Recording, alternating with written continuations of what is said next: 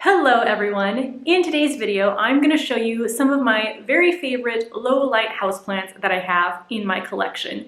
And if I'd have to take a guess, I'd say about half of the houseplants that I have do fall into that category of low light.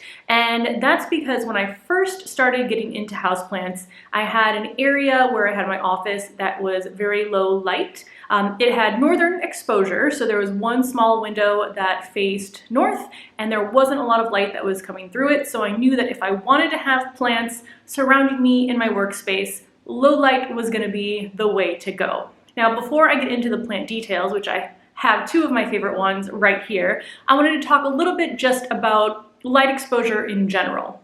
Now, up in the northern hemisphere here, if you have windows that face the south, that's where you're going to get the most light coming through for the majority of the day. So if you're lucky enough to have giant south-facing windows, that's probably the best environment to grow the majority of plants. Now, having said that, that doesn't mean that too much sun can't damage plants, because in the last place we lived, which had northern and southern exposure, there was an area of our house that had great southern exposure, and I put some plants right up against the window because, again, I was just starting out and thought the more sun the better, and it did actually burn some of the leaves. So that's when I realized even plants that like a lot of light don't need that much light. Also, a little bit about where I live as well. Here in Chicago, and pretty much probably in almost any city where buildings are really close together, you don't normally have exposure from all four directions. It's either one or the other. So you either have north and south facing windows where you live, or you have east and west. When I started getting into plants, the place we were renting had north and south. So again, some areas that had a great amount of light, some areas that had very little. Where we currently live now, which is hopefully our home for a long time, we have east and west. So I have areas of the house that get a lot of good morning light, and then areas of the house that get a lot of good afternoon light. No areas that are super dark anymore unless it's an area or a room that has a very small window, and no areas that get sunlight kind of shining in throughout the day.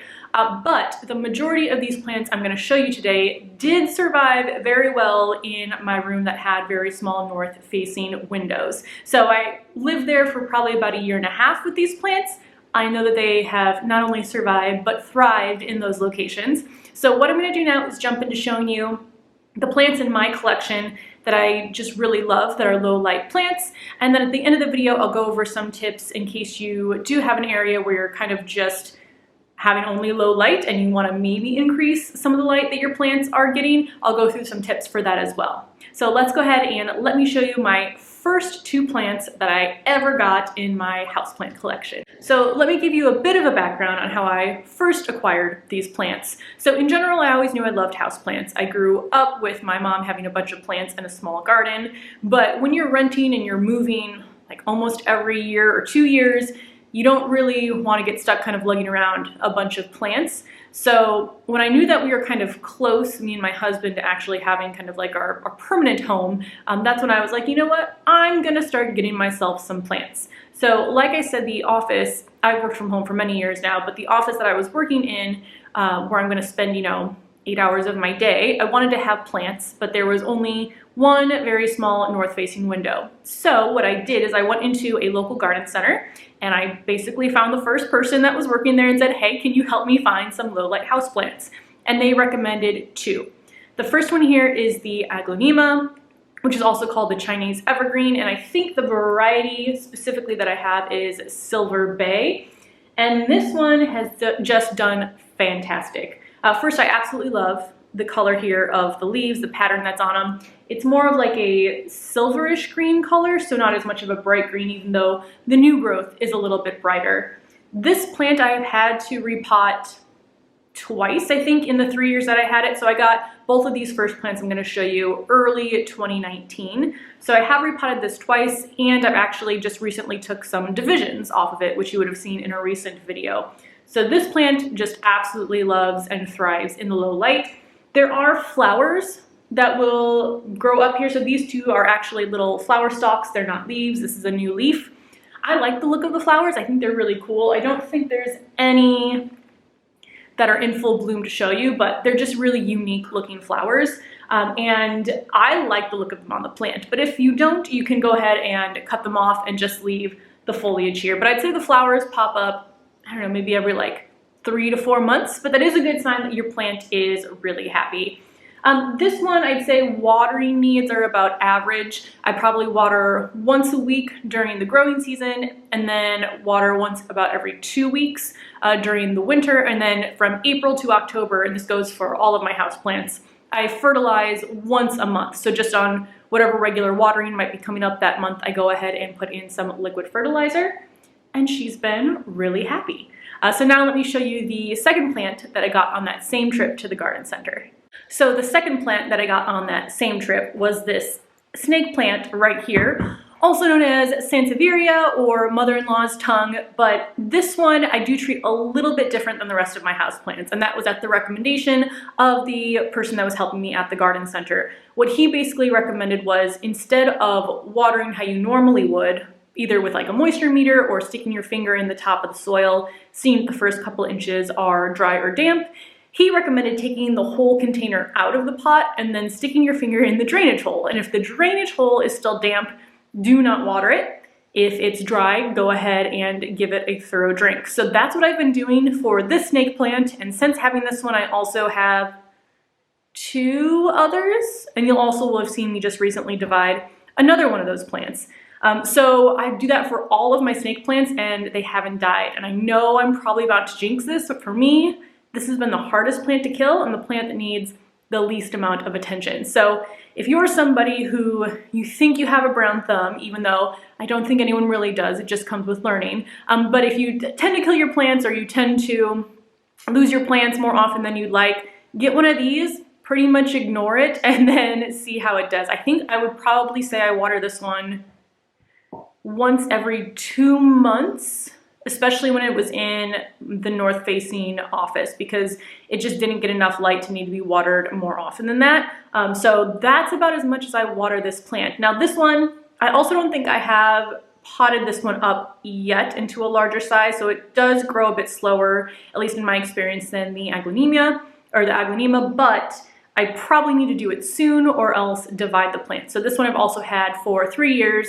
I got them on the same trip as I got the plant I just showed you. So that is one thing I would recommend if you are just getting into houseplants, or let's say you have a lot of experience, but you have a room that you're not really sure what houseplants to put in it. Go to the garden center, give them the details of your space, and they will know what to recommend. And so far, I mean, they're the experts.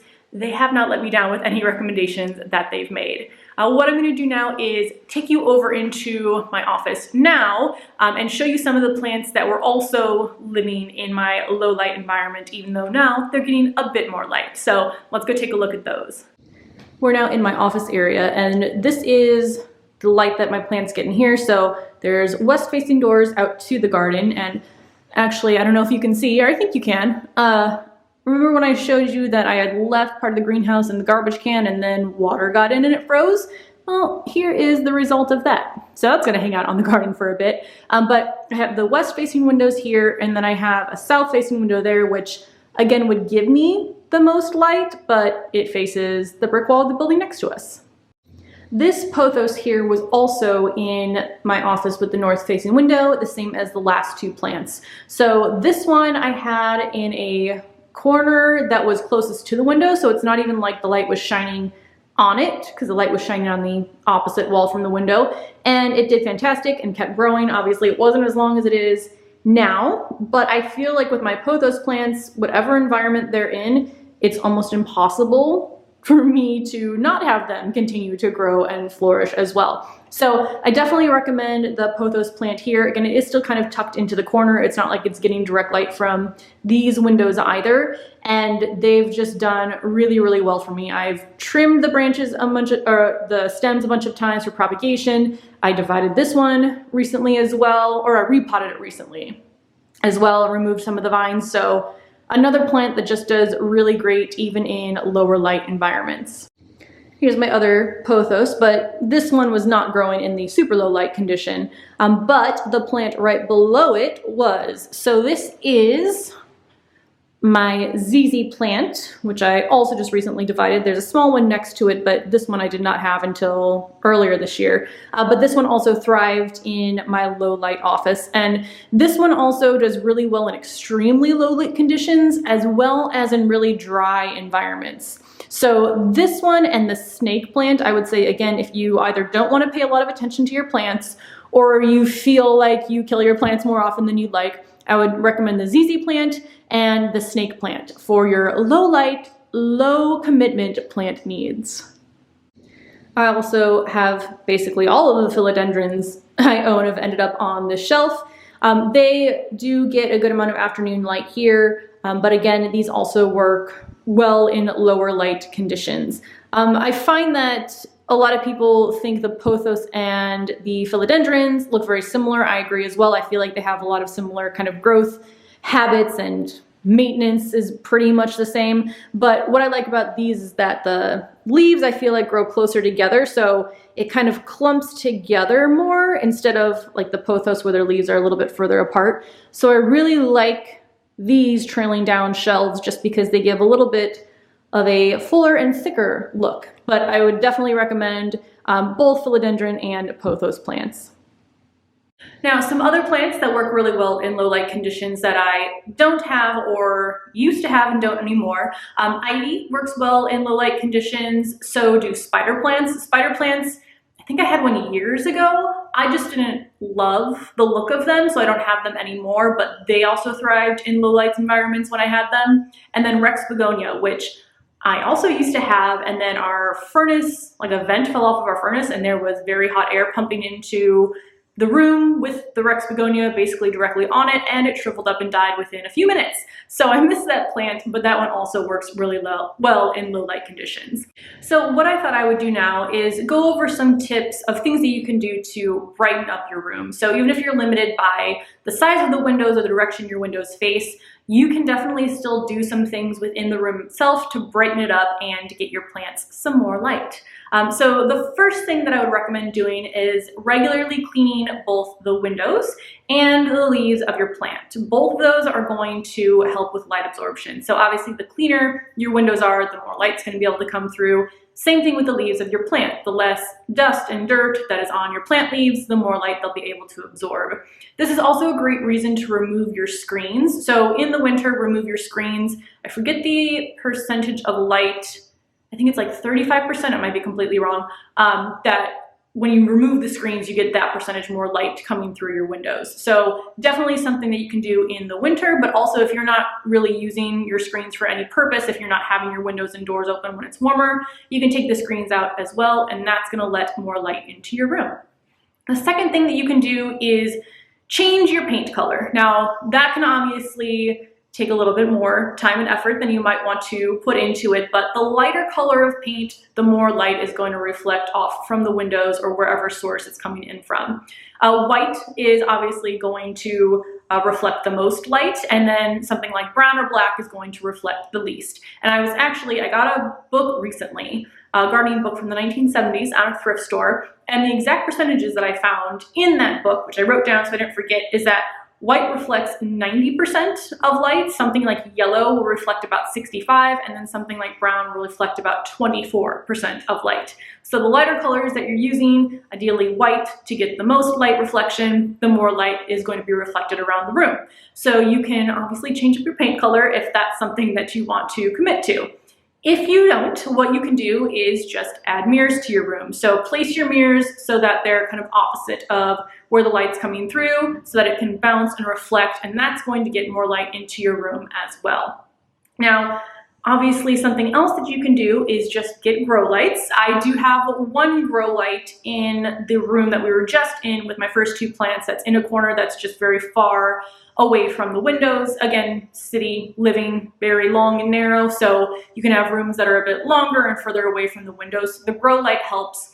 It also helps with plants that just need a lot more light, so things like the rubber tree, which tend to like a bit more a tropical environment than we have here in Chicago. Those have really benefited from having a grow light that I can have on for 18 hours, 16 to 18 hours a day, I'd say on average, to get those the light that they need. So you can use it if you have an area with absolutely minimal lighting that you want to enhance, or even if you have an area that has a pretty good amount of light, but there's just some plants that need more intense light or for longer periods of time, I definitely recommend a grow light. The one that I have is Soltech, and I like those because they also look pretty.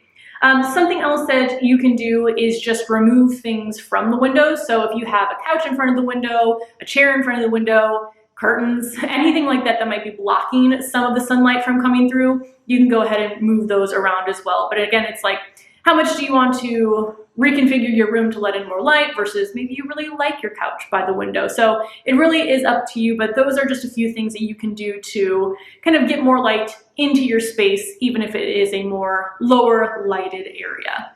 So I think that is everything for today. Again, I would say the easiest, least maintenance, survives in low light conditions, I go with ZZ plant and snake plant first, but there are some other options as well that can work really well. So thank you so much for watching. Let me know your favorite low light houseplants below, or if you even have an area that you consider low light in your home or not, and I will see you in the next video.